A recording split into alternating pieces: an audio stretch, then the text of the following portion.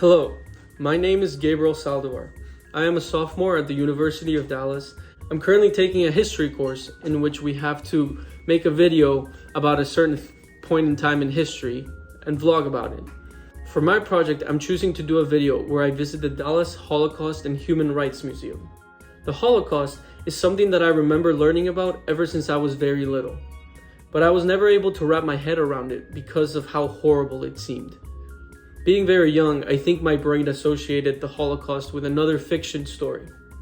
However, as I've grown older, not only have I learned that it was very real, but I've also had the pleasure of reading several pieces of literature from people who experienced the Holocaust. Books such as The Diary of Anne Frank, Night by Elie Wiesel, and Man's Search for Meaning by Viktor Frankl. Without realizing, these stories have become an inspiration to me in my pursuit of meaning and happiness. These people have taught me that regardless the circumstances outside, no one can control the way I react to things. So, for this video, I decided to visit the Holocaust Museum and learn more about this tragic part of human history and see what more I could learn from it. Something that I've learned from my AMSIV course is the importance of primary sources when it comes to understanding history. There will always be history textbooks and summaries about what happened in a certain time and period. But the best idea that one can get about what truly happened is to listen to the words of the very people that lived it. The Dallas Holocaust and Human Rights Museum has one of the best primary sources experiences out there. It is called the Dimensions in Testimony Theater.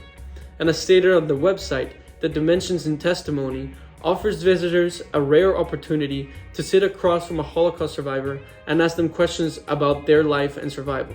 It's real time, it's groundbreaking. I was very intrigued by this because what better opportunity to learn about the Holocaust than spending some time talking to a concentration camp survivor, right? So a couple of days ago, I jumped in my car and I headed to the museum.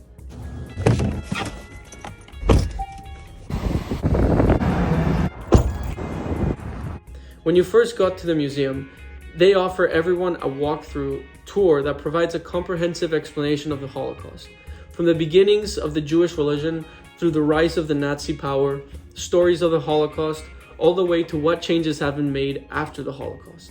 Namely, things such as the Universal Declaration of Human Rights. This walkthrough tour offers pictures, plaques, showcases actual artifacts, and gives a lot more information about the Holocaust.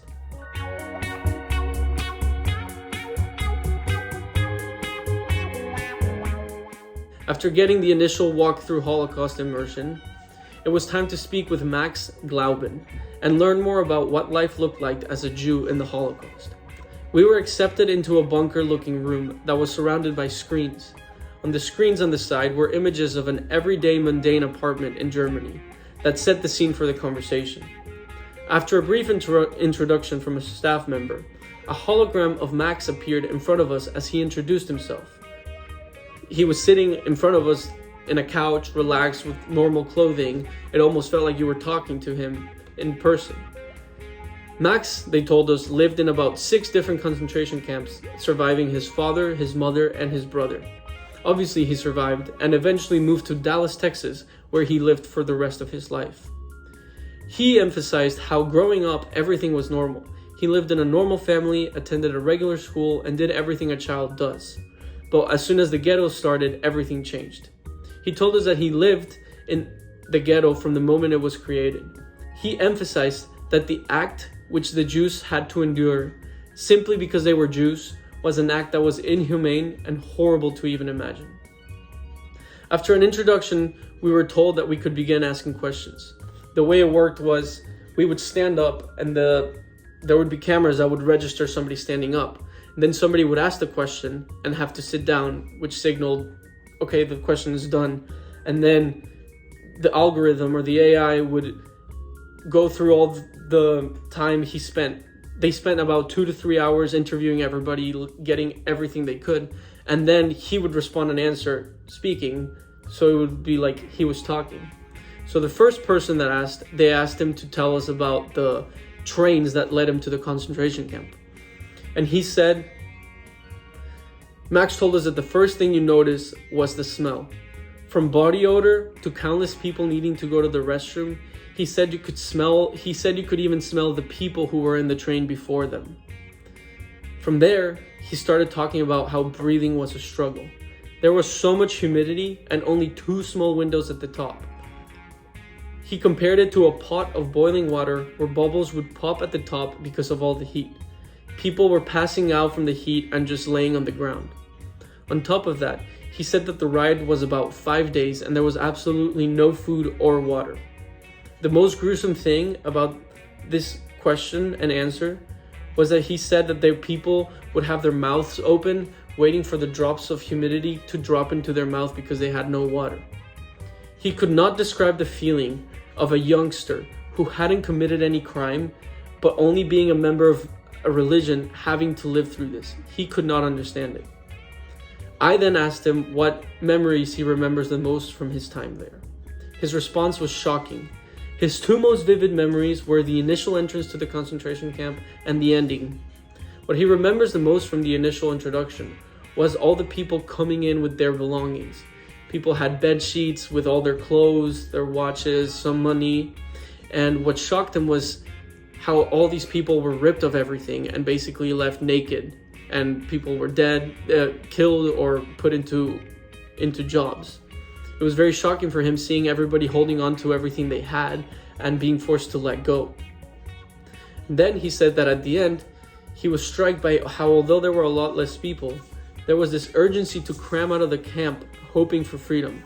He was impressed, he said, although he didn't like the use of the word, by the sight of all the inmates rushing through the little door, cramming and trying desperately to save their lives.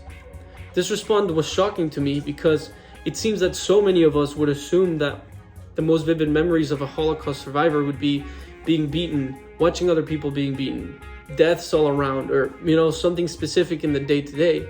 But his most vivid memories were the beginning and the end, which almost goes to show how shocking it was that he doesn't really remember that much in the middle. Obviously he remembers, but not vividly. It's almost as if from the moment he went in to the moment he left, everything was a blur and he had to forget about it or disassociate. And I can't think about a huge portion of your life just kind of seeming like a blur or having to forget about it. It was crazy to hear him say that. After about 45 minutes of asking questions and listening to the daily life in concentration camp, we were escorted out. I remember leaving the museum in a weird state of trance. I got to see a real Holocaust survivor and basically have a conversation with him. It was impressive to see the way he described the tragedy which he experienced in a very matter-of-fact way. I could tell that as horrible as it was for him, it was a part of his story, and he was a real survivor. Going to the museum, but more importantly talking with Max, made me furious at the horrifying and inhumane things which humans are capable of.